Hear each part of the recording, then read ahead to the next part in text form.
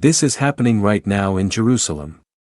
The voice trembles slightly, echoing over the sound of wind and distant prayer. The camera pans across the ancient stones of the western wall, sunlight breaking through thick gray clouds. A city that has seen centuries of prophecy, war, and worship now stands still under a sky that looks unlike any other. Above the golden dome of the rock, a burst of light radiates through the clouds, not lightning, not the flicker of passing sunlight, but something steady, golden white, almost human in form. The glow stretches outward like arms extended in blessing. For a long, haunting moment, the crowd below forgets to move. Some reach for their phones, trying to capture what their eyes can barely comprehend.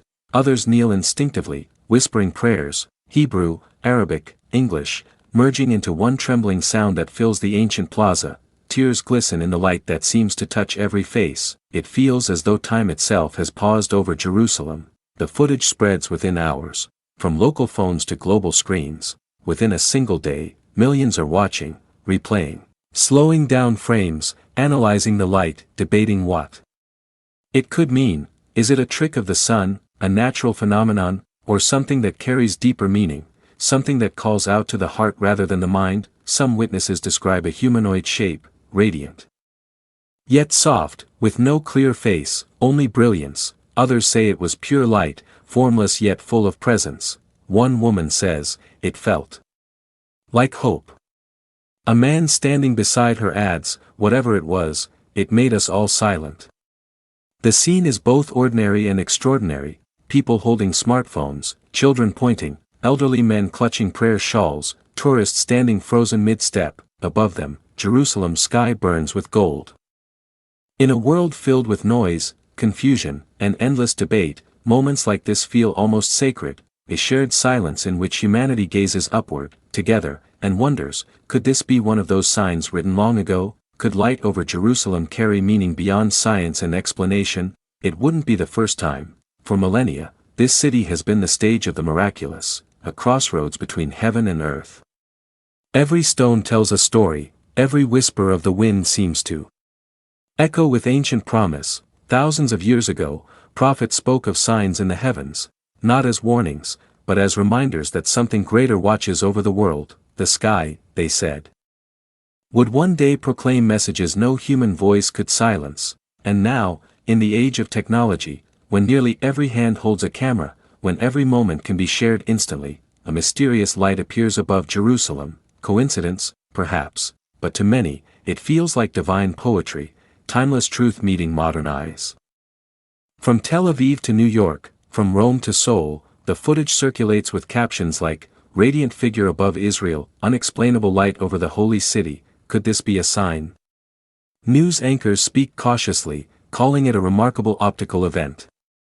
Scientists point to atmospheric refraction, sun halos, or layered clouds, but those who stood there, those who felt it, describe something no camera can fully capture. It wasn't just light, one traveler from Texas says in an interview, it was peace. Like the whole place was breathing hope. Some call it a miracle, others call it coincidence, but across the world, it sparks something deeper, reflection. What does it mean when the city most central to faith becomes the center of a light that seems almost alive? Jerusalem, the meeting point of three great faiths, the city of promise and conflict, the place where heaven and earth seem closest, is no stranger to mystery. From the dawn of recorded history, it has been the stage of visions, apparitions, and divine encounters. From prophets to pilgrims, millions have looked to this city not just for answers, but for reminders, that even in chaos, there is still light. And now, that light shines again. As drone footage emerges, something curious is noticed. The figure's glow seems centered directly above the ancient Temple Mount, where the first and second temples once stood, where tradition says divine presence once rested. Some see symbolism, others see coincidence, but the timing, the location, the emotion, it all feels too perfect to ignore. Many online voices connected to Scripture, verses from Joel, Isaiah, and Matthew, speaking of light, signs, and awakening hearts, but others, equally faithful, caution restraint. Signs are not meant to create fear, but reflection, and reflection, they say, is what this moment truly demands, because beyond the mystery of light, something deeper happened that day. for a few fleeting minutes, people forgot their differences. Tourists, soldiers, rabbis, monks, children, and strangers stood side by side, not arguing, not dividing, simply looking upward together. In a city often defined by division, that unity, even if only for a moment, might be the real miracle. And so, this story begins not just with light, but with silence, a silence that invites meaning. Was it a meteorological phenomenon, an atmospheric reflection, or something more, a whisper from eternity? Whatever it was, it has stirred the hearts of millions, because when the sky above Jerusalem glows with radiant light, the world pays attention, not because it proves anything, but because it reminds us that maybe, just maybe, the divine still speaks in ways we cannot yet explain. Long before cameras, before satellites, before the world could live-stream the sky above Jerusalem, people still looked upward and wondered. This city has always been a compass of prophecy, a place where heaven and earth seem to touch, where the unseen becomes visible, if only for a moment. Throughout the ages, Jerusalem has been no stranger to signs. From the days of the prophets to the writings of the Gospels, countless stories have told of strange lights, heavenly fire, and radiant figures appearing in its skies. Not all can be proven, but many endure, whispered, recorded, remembered, because they touched something eternal in the human spirit, according to ancient tradition. Prophets spoke of moments when light would pierce darkness. Isaiah wrote, "Arise, shine, for your light has come, and the glory of the Lord rises upon you." Those words were spoken to Jerusalem, to a people waiting for hope in the midst of uncertainty, and now, centuries later, when a luminous figure seems to hover once again above the same city, those old words echo in a new generation's heart. Some historians recall that during the dedication of the first temple, ancient witnesses described a visible brilliance, a Shekinah, a radiant presence that filled the sanctuary with unexplainable light. It wasn't seen as spectacle, but as reassurance, a sign that divine peace still rested among humankind. Later writings, from Jewish mystics and early Christian pilgrims, tell of luminous clouds appearing over the city during times of prayer or conflict, sometimes for mere seconds, sometimes for hours, always leaving people speechless. Skeptics dismissed them as natural phenomena. Believers saw reminders of divine mercy, but the truth, as always, lived somewhere between faith and wonder. In the 4th century, early pilgrims journeying from Europe to Jerusalem recorded visions of glowing skies as they approached the city. One described a light that came not from the sun, but from above it, gentle, white, and unmoving.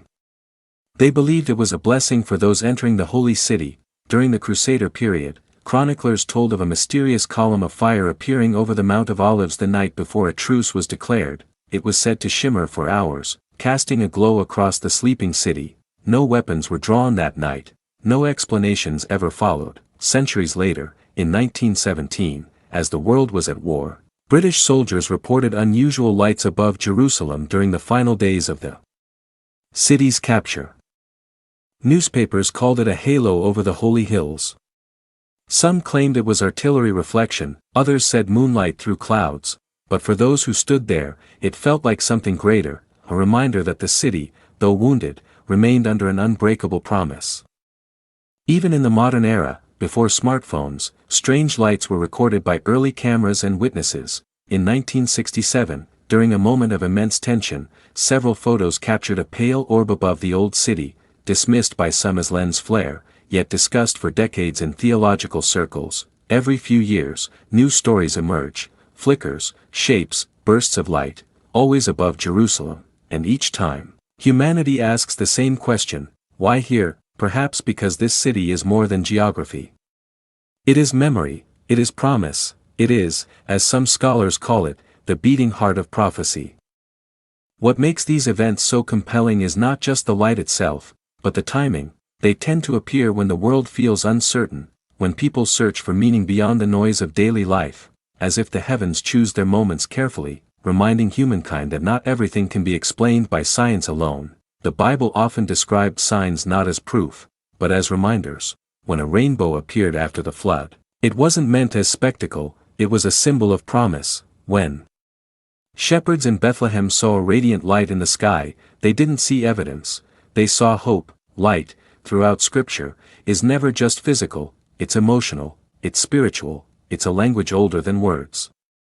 Jerusalem's very name carries that same paradox of hope and mystery. In Hebrew, Yerushalayim can be read as city of peace or vision of peace, depending on the root, a city built on mountains, surrounded by desert, and yet forever luminous in the world's imagination. Every time light breaks through the clouds above its skyline, believers recall the promise that the divine still watches, that prophecy is not dead.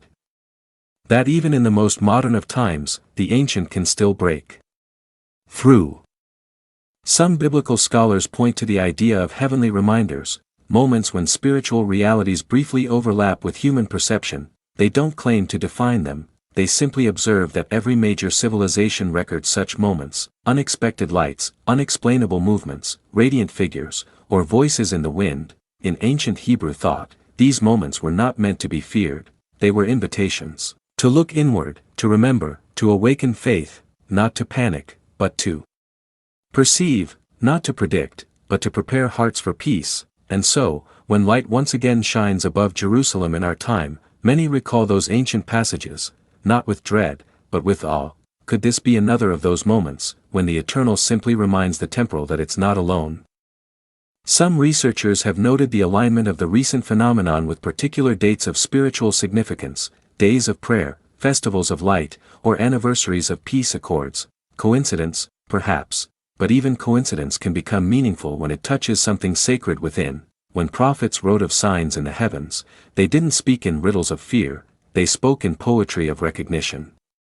They meant that creation itself, at times, reflects divine emotion, that the skies can mirror the longing of hearts seeking reunion with their Creator. This idea runs deep through both Jewish and Christian traditions. It's not about predicting an end, it's about remembering that history is not random, that the story of humankind has direction, rhythm, purpose.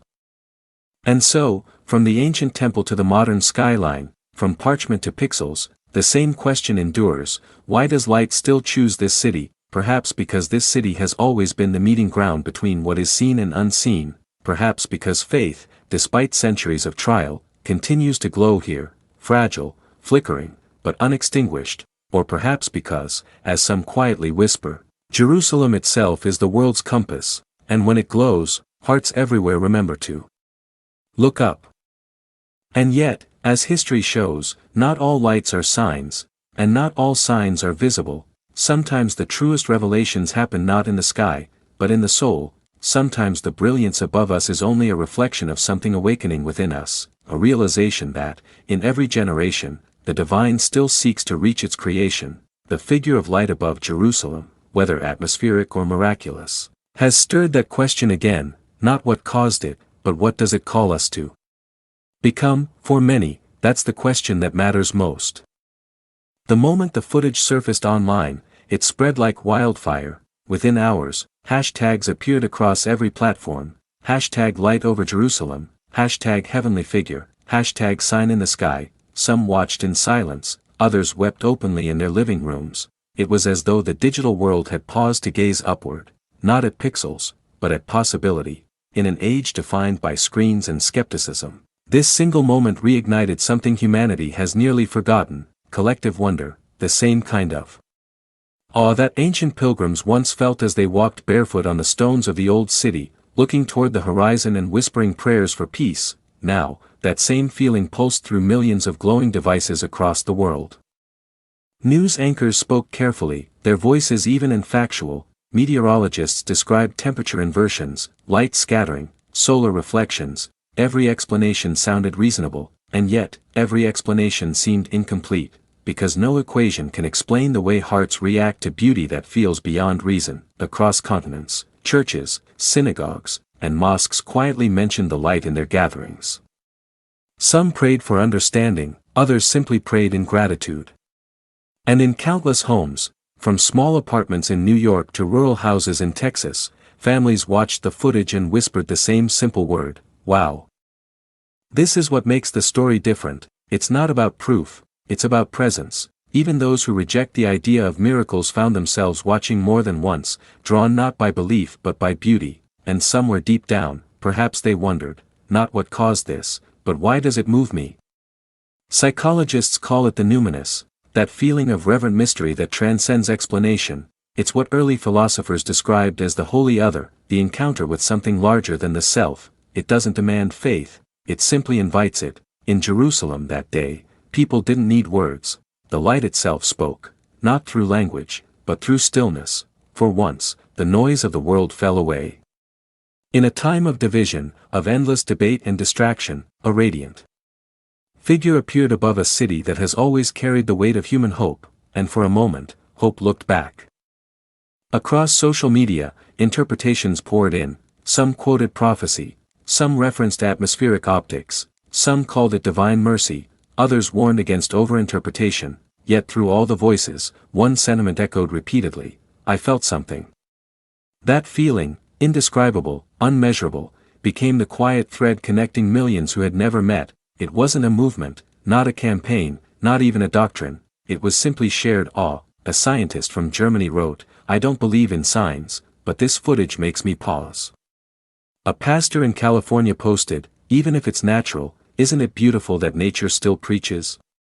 And an artist in Tokyo painted the scene and titled it, When Heaven Looked Down. These reactions reveal something timeless, the human longing for meaning. We are, at our core, seekers of light, and when light appears over Jerusalem, even skeptics become poets. Perhaps that's why this event resonates so deeply, because it doesn't belong to any single faith or nation, it belongs to all who look upward and feel small, yet cherished. It reminds us that awe is universal, that wonder unites more powerfully than argument divides. The phenomenon also sparked quiet reflection in unexpected places. Astronomers spoke of the beauty of cosmic patterns. Philosophers discussed the psychology of belief, and theologians, across traditions, met in live streams, not to debate, but to marvel. One rabbi remarked, if a sign brings us closer to compassion, it doesn't matter whether it came from heaven or from sunlight. A Christian theologian replied, perhaps the miracle is that we're all talking about light instead of darkness.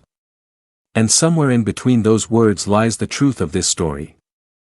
In the modern world, faith often feels fragmented, scattered between traditions, denominations, interpretations, but the light above Jerusalem reminded many that before theology, there was simply wonder, before doctrine, there was awe, before belief systems, there was the basic human impulse to look upward and feel connected to something beyond ourselves. That's what this moment rekindled, not fear, not argument, but reverence.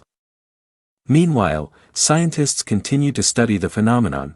Some suggested it was a rare solar reflection off ice crystals, an atmospheric halo intensified by humidity over the old city. Others proposed drone interference, or layered sunbeams passing through uneven cloud strata. Each theory added new insight, and yet, for many, the mystery remained, because even if every pixel could be explained, the timing, the emotional impact, the sense of unity it created, defied measurement. When skeptics asked believers why they saw meaning in a meteorological event, the answers weren't defensive, they were simple: because it gave us hope. Because it reminded us to look up. Because for a moment, I felt peace. And in a world so desperate for peace, perhaps that's miracle enough. In Israel, tourism officials noticed an influx of visitors, many coming not to witness the light, which had already faded, but to stand where it appeared. They wanted to feel the atmosphere, to breathe the same air, to pray in silence. Local guides spoke quietly, leading groups through the old city as evening fell. Some tours ended at the Western Wall, where candles flickered under the stars, echoing the radiance that had appeared days earlier. The city, already layered with centuries of faith, now carried a new chapter, the story of a light that united people in wonder rather than conflict. No one could prove its origin, yet no one could deny its beauty. Around the world, the light became more than an event, it became a metaphor. Preachers spoke of it as renewal, artists painted it as rebirth, poets described it as heaven's whisper to a weary earth, and for many ordinary people, it became a reminder that maybe, despite everything, there is still something sacred watching over this fragile world. In Los Angeles, a woman wrote beneath the video, "I've been struggling with faith. But seeing this, I cried. It made me want to believe again." Thousands liked her comment, some replied with prayers, others simply wrote, "Same." That's the quiet miracle of moments like this, not what happens in the sky, but what happens in the heart. As weeks passed, the global conversation softened. theories faded, the footage became one of those timeless internet mysteries, like a photograph that outlives its own explanation. But in Jerusalem, those who were there remember vividly. They remember the hush that fell over the plaza, the warmth on their faces, the unexplainable stillness that no video could capture, and even now, when the sky turns golden at sunset, some look up, wondering if they'll see it again. For believers, it was a message of hope. For skeptics, it was a phenomenon. For everyone, it was a reminder that no matter how advanced the world becomes, mystery still has a place, that light can still surprise us, that wonder can still bring us to our knees, not in fear, but in gratitude. Perhaps that's why so many have chosen not to label the event at all, they simply call it what it felt like, a blessing. Because sometimes, meaning is not found in explanation, but in experience. For many who watched that radiant figure appear above Jerusalem, the question was never just what it was, but why now? Why, in a time when humanity feels divided, anxious, and weary, does a light suddenly pierce the clouds above the city once called the dwelling place of peace? Some say the light was a reminder, not of endings, but of awakenings, a quiet call to return to what we've forgotten. For centuries, Jerusalem has been the world's mirror. What happens here seems to reflect the condition of the human soul, longing for unity, yet caught in conflict, yearning for hope, yet surrounded by uncertainty. And perhaps that's why, when the sky above this ancient city shines with light, it stirs something far deeper than curiosity. It stirs conscience. It calls us home, not to a location, but to a posture of the heart. Light has always been more than a phenomenon. In every tradition, it represents truth, revelation, purity, presence. From the first words of Genesis, "Let there be light," to the closing vision of Revelation, where the world is illuminated not by the sun, but by divine glory, light stands as the first and final gift. It begins the story, and it completes it. So when light appears above Jerusalem, not as destruction, but as beauty, many feel that it is a message written in radiance, that even in the darkest age, heaven still shines. In the fast-moving world of technology and tension, humanity often forgets to pause. We rush, scroll, argue, and fear, rarely stopping to look up, but moments like this remind us that we are still part of a greater creation, that beneath algorithms and headlines, there is still wonder waiting to be noticed. Perhaps that's the hidden grace within this sign, not its spectacle, but its silence. It didn't arrive with thunder or fire, it arrived softly, like morning light finding its way through clouds, and maybe that's how the divine still speaks today, not in domination, but in invitation, not to alarm, but to awaken. Some faith leaders have called this phenomenon a mirror for the soul. Because when people saw that glowing figure, they didn't just see the sky, they saw their own longing reflected back at them, a longing for peace, a longing for meaning, a longing for something that cannot be contained by science or dismissed by logic. Whether one calls it a miracle or a mystery, its true message may not lie in explanation but in transformation. It reminds us to ask, what light are we bringing into the world? If heaven can still shine upon the earth, can we still shine upon each other? Some believe that divine signs appear not to announce catastrophe, but to restore compassion. They come when humanity is losing sight of kindness. They come to reorient hearts toward what truly matters. And in that sense, the light over Jerusalem may not be a sign of something ending, but of something beginning, because every age has its signs. Some appear in the sky, others appear in quiet acts of love, forgiveness, and courage. Maybe the truest signs are not seen above us, but within us, in the way light still finds its way into wounded places. In the midst of global unrest, this moment above Jerusalem offered something simple, a pause. For a few minutes, millions of hearts turned upward together, no political statement, no agenda, just wonder. That unity, that shared silence, may be the most extraordinary miracle of all, because it showed that no matter how different we are, we all recognize beauty when we see it, and beauty, at its core, is a language of the divine. Some witnesses described the figure's arms extended, as though in blessing, not menacing, not fearful, but peaceful. It was not a light that threatened, it was a light that embraced, a light that seemed to whisper, "Be still. Remember who you are." For people of faith, that whisper felt like a reminder of promises written long ago, that the world will not be forgotten, that grace still visits creation, and that hope, though quiet, is never gone. For others, it was simply beauty beyond comprehension, but for everyone, it was presence, and presence changes everything. Jerusalem has always been a paradox, ancient yet modern, divided yet holy, and yet, through all its history, one truth remains: it endures. Perhaps the light above it was not meant to announce an end, but to remind us of that endurance, the resilience of faith, the permanence of hope. Many have drawn parallels between this moment and the ancient prophecies, not as exact fulfillment, but as resonance, because prophecy, at its heart, is not prediction, it's invitation. It invites us to live with awareness, to look for meaning in mystery, to see divine fingerprints in the ordinary. So, when the clouds parted above Jerusalem and light descended, perhaps it was prophecy's oldest echo, that even when humanity forgets, heaven remembers.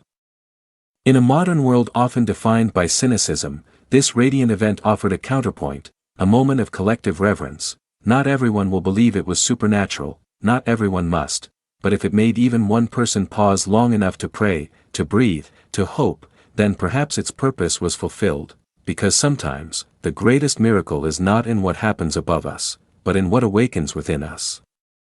In a modern world often defined by cynicism, this radiant event offered a counterpoint, a moment of collective reverence. Not everyone will believe it was supernatural, not everyone must, but if it made even one person pause long enough to pray, to breathe, to hope, then perhaps its purpose was fulfilled, because sometimes, the greatest miracle is not in what happens above us, but in what awakens within us.